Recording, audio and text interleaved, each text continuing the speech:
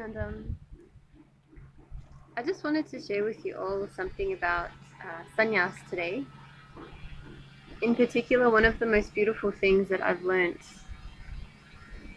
to date, I mean, there's many, many beautiful things that I've learnt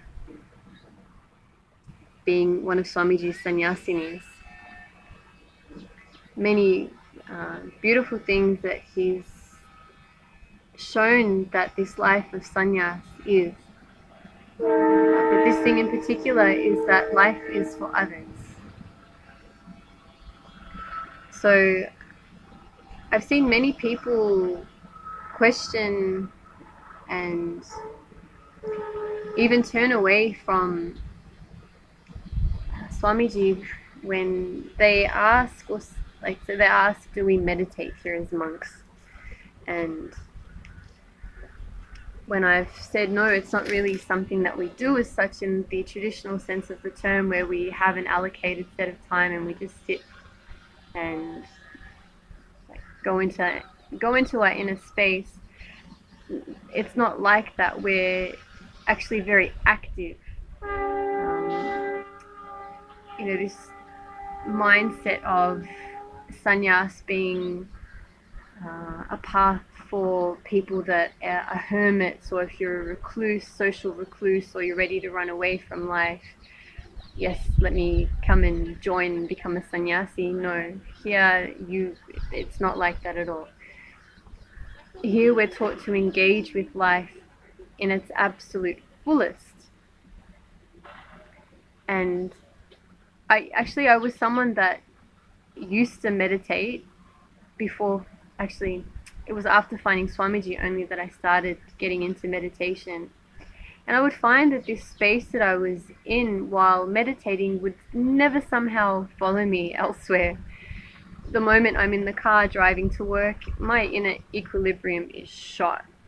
If someone cuts me off or something, I'm already in this space of road rage and forget this feeling of oneness and unity with the cosmos. I'm ready to stick my fist out of the window and start swearing and whatnot. So this space would never follow me. And people tend to question, so, I mean, you're a monk and you don't meditate here? Like, that goes hand in hand. It's like, it sounds crazy. Other gurus do that, I won't mention names, but you go to their ashrams and that's a big part of what you're doing. So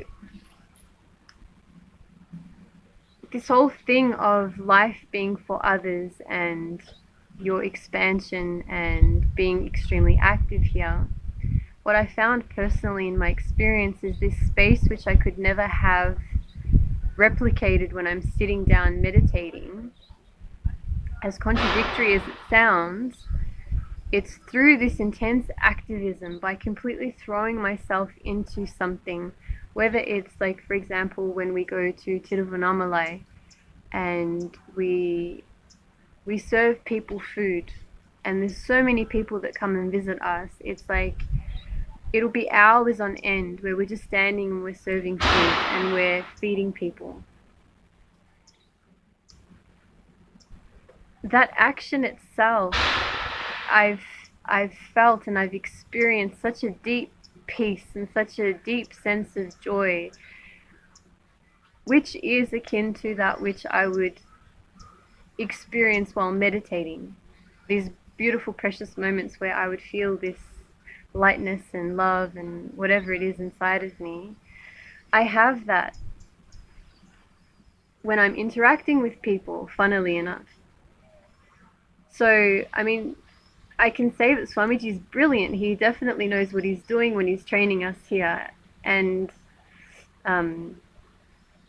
one of the things that I found also, like I said, when I would meditate at home and then go out into the public, it was like two split personalities. I have this one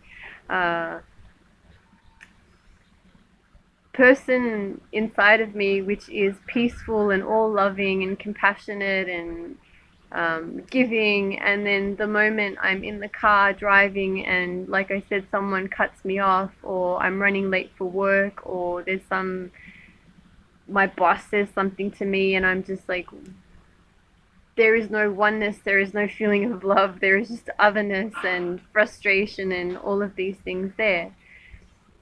When we're meditating by ourselves, it's good. I mean, I'm not saying don't meditate. I'm not saying that we don't ever meditate here either. It's what I'm saying is the focus is not on that. It is on activism and, like I said, life being for others and for our expansion. I don't see these things are inside of me when I'm meditating. So I could spend 10 years of my life meditating, or, okay, that's a really exaggerated example, but I could spend months on end meditating, and yet the moment I encounter someone, or the moment life gives me something that I'm not okay with, where's that inner equilibrium? Where's that space of peacefulness and whatever? It flies out the window. So by being here and by engaging with others and seeing, okay, there's a space inside of me. By engaging with someone else, they're reflecting there's something inside of me which needs attending to. There's some blind spot, or there's some thought current of greed or feeling of frustration. Where is it coming from? By being able to attend to these things that are inside of us and recognizing where they're coming from, we're able to then go beyond them. So life of a sannyasi here is definitely not about escapism. It's definitely not about running away from life. It's actually about engaging life to its fullest. And I can really say that in the past 1 year, I'm more than blessed to not just live here, but to be trained by the best of the best. And that is Swamiji. And I mean, even if I'm not necessarily spending a lot of time around him, like specifically him, this whole space, this whole ambience, all of the sannyasis that are here, all of the tasks that we're given, they're set up so beautifully to guide us towards our expansion. And I can see just how much I've transformed from before coming here, and how many cognitive shifts I've had, and how much peace I'm carrying inside of me in comparison to how I used to be. Especially this innate feeling of agitation or grumpiness. That peacefulness which I was seeking in meditation is blossoming so beautifully in this space, even though I'm not necessarily sitting here and going and I'm not trying to be what's that word? I'm not trying to put down any of these things. I'm just trying to share that this idea that people carry so strongly, that that's like the only path. It's very restrictive. That's the path to enlightenment. It's not actually the case. I'm telling you experientially how I'm able to see my mind for what it is now, where I would usually just, like, it would take me for a ride. My emotions and my thoughts, I would just be running around after them. Now I can see them for what they are. I can, as they come up, I can see them, I can drop them. There's kind of a dislocation between myself and them. The perceiver is much stronger, whereas before I used to be that emotion. I used to be that thought current. So if you are sincerely seeking enlightenment, if this is something that you want, then this is the best place for it. And you'll find that this space of meditation, even that you're seeking, just to be living in that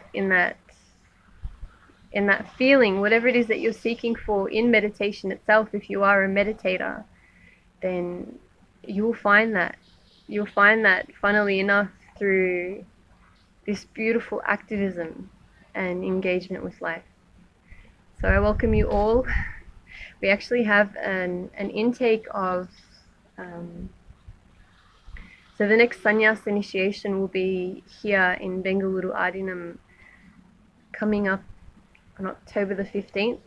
So if you're interested, please message me, or if you'd like to find out more, again, leave a message and I'll be more than happy to get back to you. Thank you so much. It's been a